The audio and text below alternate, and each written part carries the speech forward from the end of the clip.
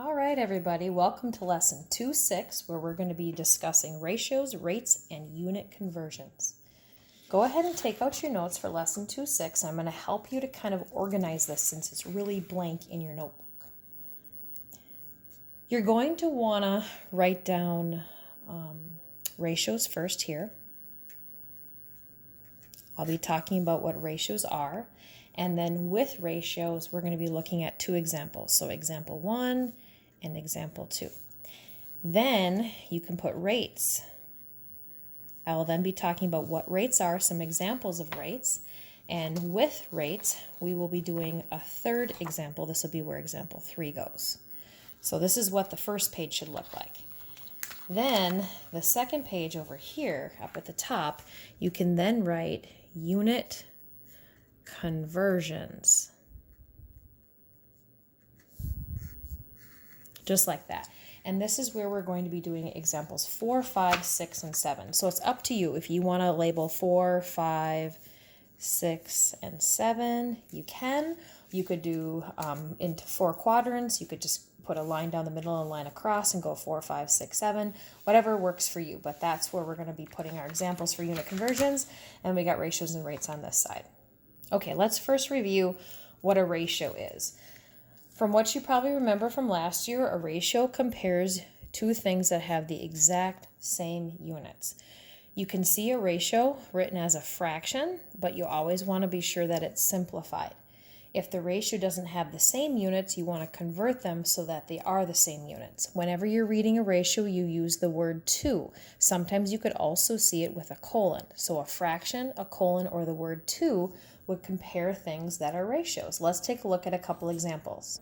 Okay, here's example 1. We want to write as a simplified ratio. We want the fish in tank A to the fish in tank B. Notice these are the exact same units, fish to fish. So tank A to tank B. It looks like there are 4 fish in tank A, 6 fish in tank B. Remember, I could write this as a fraction, 4 to 6, or with the word to, 4 to 6, or 4 colon 6. It's easiest to see with a fraction that we need to simplify. So of course we could divide by 2, top and bottom, which would give us a ratio of 2 to 3, or 2 to 3 like this, or 2 to 3 like this. And what that means is that for every 2 fish in tank A, there are 3 fish in tank B. So every 2 fish in tank A, 3 in tank B. For every 2 in tank A, there are 3 in tank B. Again, remember that this is fish to fish, same units, and that's what's making it a ratio. On example number 2, we're going to write this as a simplified ratio. I'm going to cover this up real quick. So you see 4 days to 15 hours. Right now, these units aren't the same, but they could be the same. I could change hours into days or days into hours and make them the same. Therefore, they're a ratio because they can have the same units by converting them. It's always going to be easiest to convert to the smaller unit. So between a day and an hour is smaller, so we could change these both into hours. 15 is going to stay the same because it's already hours, but we want to change days into hours.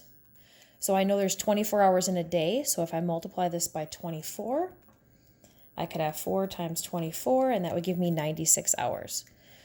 So I could write this ratio as 96 hours to 15 hours. It's equivalent to this, it's just written with the same units. Now, of course, we'd want to simplify always. I could divide the numerator and denominator by 3. So if I hit on my calculator, divide by 3, I'd have 32. So this would be 32 hours to 15 hours simplified. Okay, now we're moving on to rates. As you remember from last year with rates, rates relate to things that are different units. Unlike ratios, remember ratios are same units, rate is different units. You still can write it as a fraction, and when you read a rate, you use the word per something. Typically, you find unit rate. That's how you can compare. So unit rate means per 1. So for example, how many dollars do I earn per 1 hour? What is my speed in miles per 1 hour? How many beats for my heart rate per 1 minute?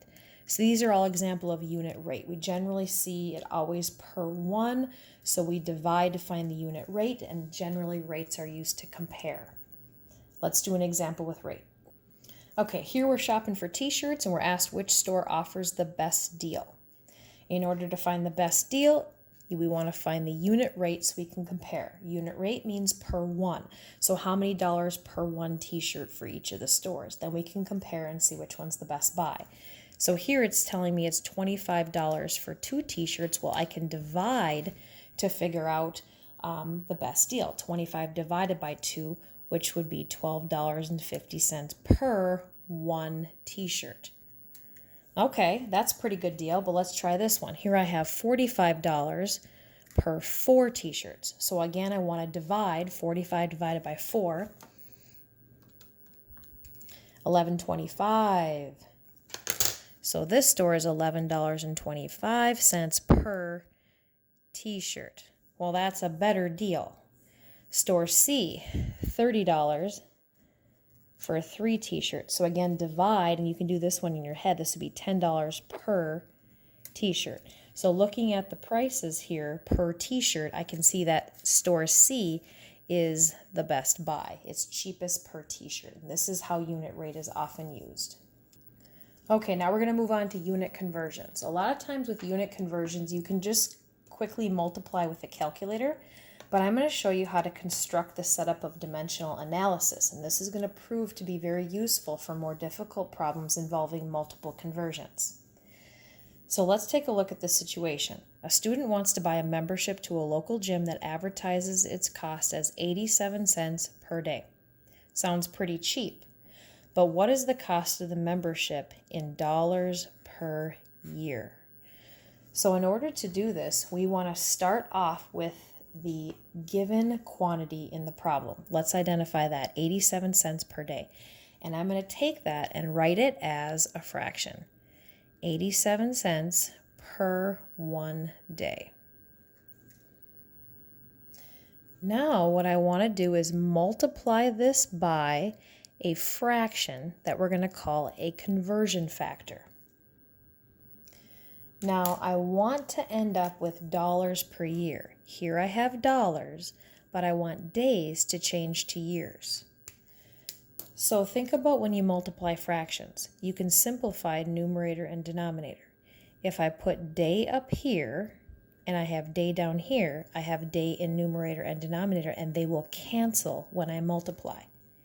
Okay, so forget I crossed this off here. So I've got days right here. What I want to do is write the relationship between days and years.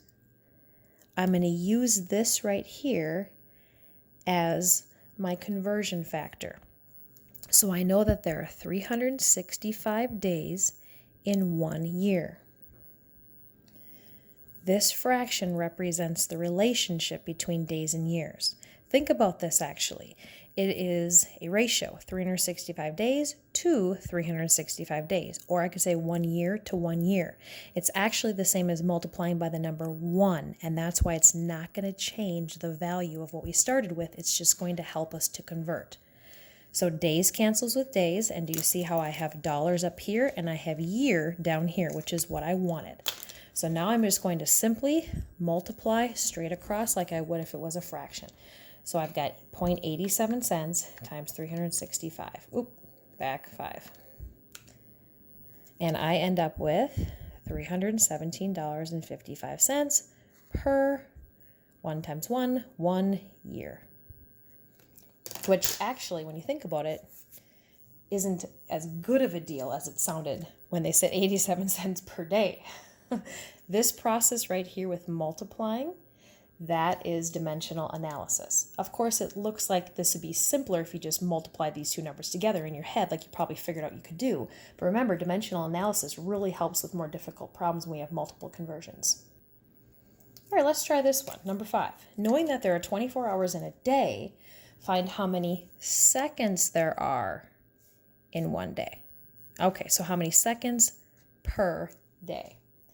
All right, well, let's take a look at what they give us in the problem. Let's identify the quantity given. We're given 24 hours in a day. So I'm going to write down 24 hours in 1 day. I want to write that as a fraction to start. Okay, let's think about what we know. We're trying to get from hours to seconds. We know that there are 60 minutes in an hour. And we know that there are 60 seconds in 1 minute, right? So using these ideas here, using these relationships, it's going to help me with my unit conversions. All right, I want seconds per day. Notice how I already have days. So I'm done with days. I want to change hours into seconds. So I'm going to multiply by a conversion factor. If I have hours in the numerator, I'm going to want hours in the denominator, remember, so that they can cancel out.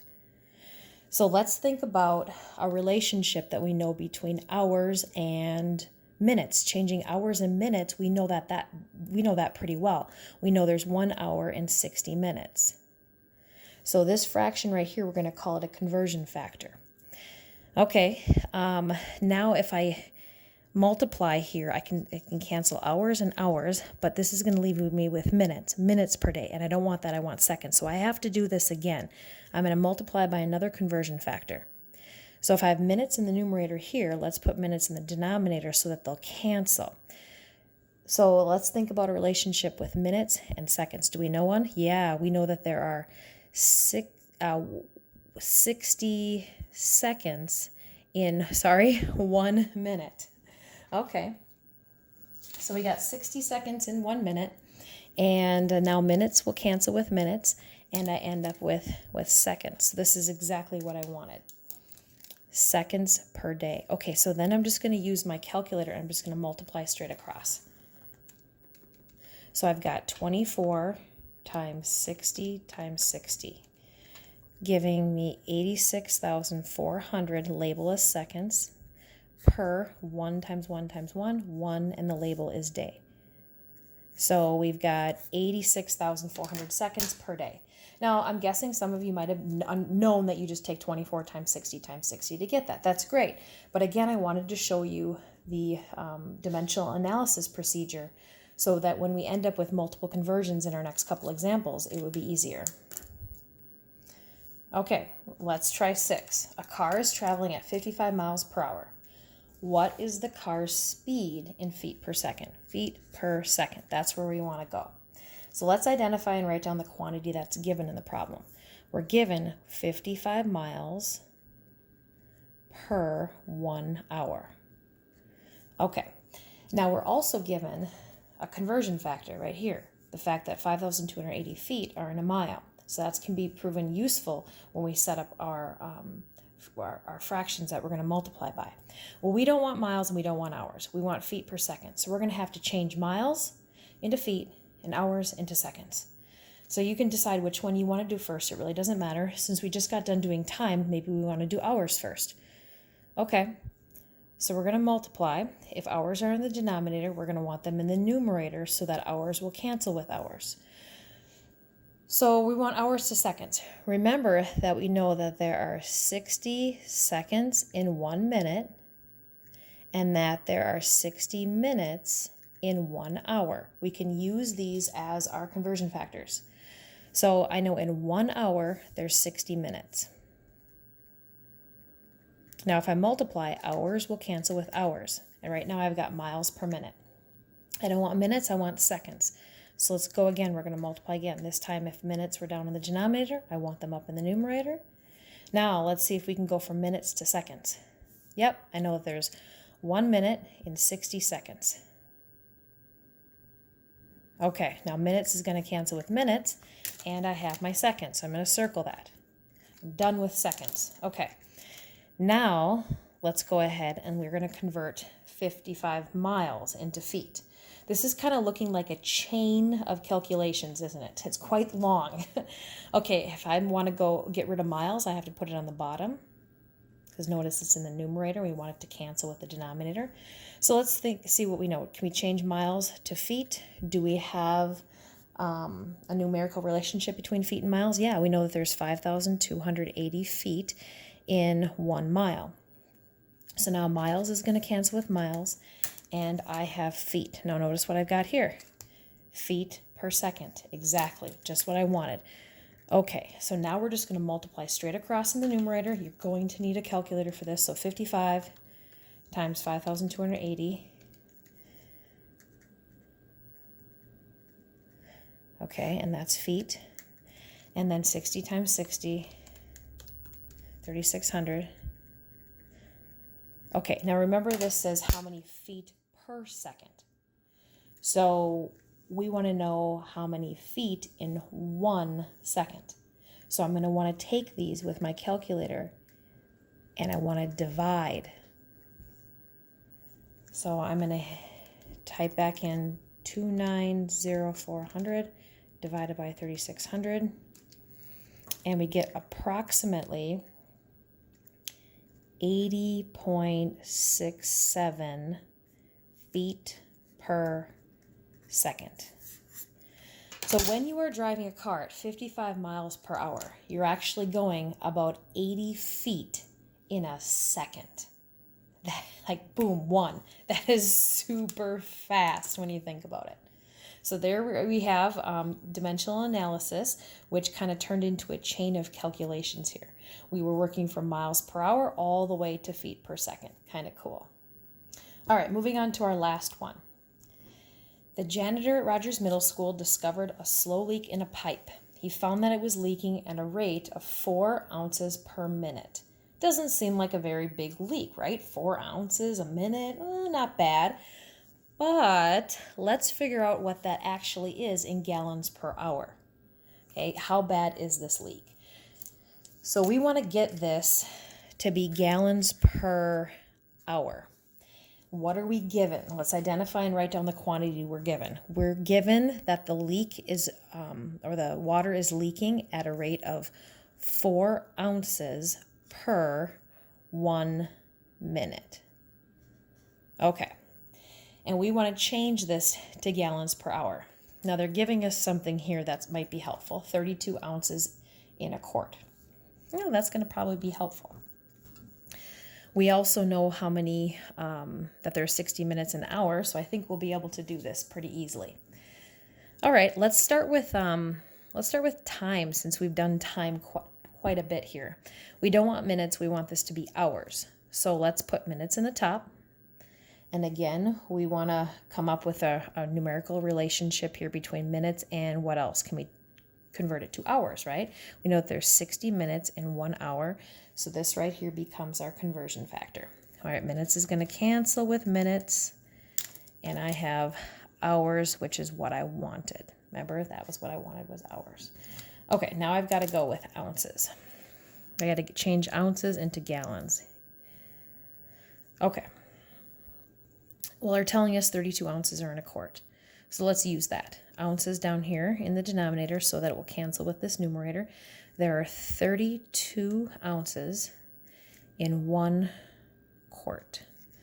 All right, so now ounces are going to cancel with ounces, but I don't want quarts, I want gallons. Do you know how many quarts are in a gallon? I used to use this little picture here that was like a big G for gallon and it had 4 big Q's inside of it. There's 4 quarts in a gallon. Okay, if you didn't know that before, now you know. All right, so we want quart in the denominator so that they will cancel. I know that there are 4 quarts in 1 gallon. All right, so now quarts are going to cancel with quarts, and I've got gallons. So do we have what we want? Gallons per hour. Yes, we do. So then we're just going to multiply straight across. 4 times 60, 240. And 1 times 1 times 32 times 4, 128. This is gallons per hour, but this is 240 gallons per 128 hours. I don't want that, I want per 1. So I want 240 divided by 128. It's going to give me my unit rate, which is 1.875 gallons per hour. Wow. 1.875. I mean, that's close to 2 gallons an hour. Almost 2 gallons of water an hour. Is that a pretty bad leak? I'd say yes, it is, especially if it was happening over the weekend. I think the janitor needs to get to that. So if the janitor were just measuring After 1 minute, it was leaking 4 ounces.